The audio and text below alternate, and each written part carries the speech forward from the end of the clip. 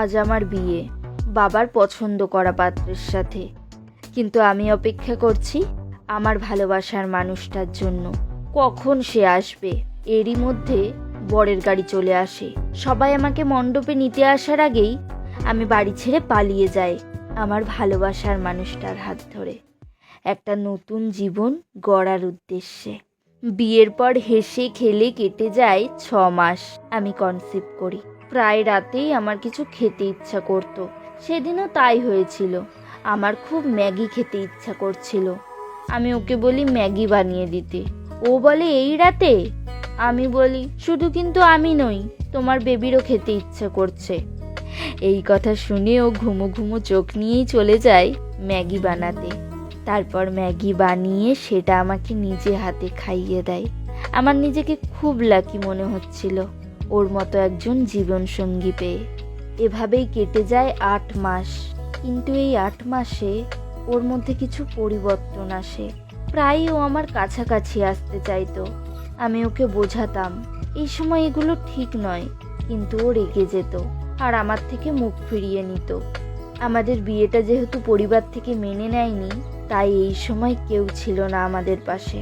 আমার কাজ করতে খুব অসুবিধা হতো। সেই কারণেই আমরা ঠিক করি একটা কাজের লোক রাখবো। সেদিন মালতী আসে আমাদের বাড়িতে কাজ করার জন্য। আমরাও ওকে রেখে দিই। ওকে প্রথম দেখেই আমার বর, না, আমি হয়তো ভুল ভাবছি, ও এরকম হতেই পারে না। আমি মালতীকে নিয়ে চলে যাই ওর ঘর দেখাতে। যেহেতু আমাদের আর কেউ নেই, তাই আজ থেকে ওই থাকবে আমাদের সাথে। আমার বর আমাকে ভুল প্রমাণ করে দেয় সেদিন। যখন মালতী ঘর মুছছিল, ওর দিকে এভাবে তাকিয়েছিল যেটা খুব খারাপ কিছুর ইঙ্গিত দেয়। তারপরে ও নিজেকে সামলাতে না পেরে ঘরে চলে আসে আর আমাকে জোর করতে থাকে। আমি ওকে আবার বোঝাই, কেন এমন করছো, আমার কষ্ট হয়। ও রেগে ঘর থেকে বেরিয়ে যায়। আমি বুঝতে পারছিলাম না কি করব। পরের দিন যখন মালতী কাজ করছে, ও দরজার আড়াল থেকে মালতীকে এভাবে দেখতে থাকে যেন ও মালতীকে ওর চোখ দিয়েই, ছি, এই মানুষটাকে আমি ভালোবেসেছি। ও ধীরে ধীরে মালতীর দিকে এগোতে থাকে। হ্যালো বন্ধুরা, আইপিএল শুরু হয়ে গেছে এবং ওয়ানেক্সের থেকে একটা বিশাল বড় কন্টেস্ট অর্গানাইজ করা হয়েছে, যেখানে রয়েছে খুব ভালো প্রাইজ বন্ড। কন্টেস্টের ডিটেলস তোমরা ওয়ানেক্সের অফিসিয়াল সাইটে পেয়ে যাবে। এটা চলবে পুরো টুর্নামেন্ট ধরে, যেখানে তোমরা Samsung Galaxy S23 ultra, Apple watch series 9 এবং টাটা নেক্সনের মতো বড় আকর্ষণীয় গাড়ি জিততে পারবে। নিচে দেওয়া লিঙ্ক থেকে ওয়ানেক্সের সাইটে গিয়ে রেজিস্টার করো আর আইপিএল ম্যাচের উইনার কে হবে সেটা প্রেডিক্ট করে অপেক্ষা করো। তোমার জেতার চান্স বাড়াতে আমার দেওয়া প্রোমো কোড ইউজ করো। আর হ্যাঁ, ফার্স্ট ডিপোজিটেই পেয়ে যাবে 33,000 টাকা অবধি বোনাস। ঠিক তখনই আমি ওখানে চলে আসি। ওর প্ল্যান আর সাকসেসফুল হয় না। আমার আড়ালে ও আমার বিশ্বাস নিয়ে খেলতে শুরু করে। আমাকে নিয়ে ঘরে যাওয়ার সময়ও ওর নজর ছিল মালতীর ওপর।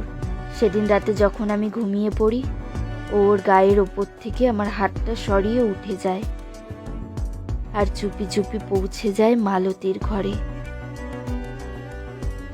ওর যেই চাহিদাটা অসম্পূর্ণ ছিল সেটা পূরণ করতে হবে তো, আরও সেটাই করে। পরের দিন সকালে ও যখন আমাকে ওষুধ খাইয়ে দিচ্ছিল, আমি খেয়াল করি ও আর মালতী দুজন দুজনকে অদ্ভুতভাবে দেখছিল আর হাসছিল। আমার মনটা কেমন যেন করে ওঠে। সেই রাতে আমার ঘুম ভাঙতেই আমি দেখি ও আমার পাশে নেই। তাই আমি ওকে খুঁজতে বাইরে আসি। তখনই পাশের ঘর থেকে কিছু কথা আমার কানে আসে। ও আর মালতী গল্প করছে। ওদের কথা শুনে স্পষ্ট বোঝা যাচ্ছে আমার আড়ালে ওদের সম্পর্ক অনেক দূরে গিয়ে গেছে। নিজের কানকে বিশ্বাস করতে ইচ্ছা করছিল না, কিন্তু চোখের সামনে যেটা ঘটছে সেটা তো আর ভুল নয়। ইচ্ছা করছিল ওর গালে ঠাকিয়ে দুটো চড় মেরে বলি, কেন করলে এমন আমার সাথে? কিন্তু ওর সামনে যেতেও আমার ঘৃণা লাগছিল। যার জন্য আমি নিজের সর্বস্ব ছেড়ে এসেছি, সে আমাকে এভাবে ঠকালো। পরের দিন আমি একটা চিঠি রেখে ওর বাড়ি থেকে বেরিয়ে আসি। আমার গা ঘিনিয়ে উঠছে এটা ভেবে যে আমি তোমার মতো একজনকে ভালোবেসেছিলাম। এটাই চাইবো তোমার মুখোমুখি যেন এই জন্মে আর না হই। আরে স্বামী তো ছাড়ো, তোমার মতো ছেলেরা বাবা হওয়ার যোগ্যও না, যারা নিজের সন্তানের জন্য এইটুকু স্যাক্রিফাইস করতে পারে না। তোমরাই বলো, ঠিক বললাম তো?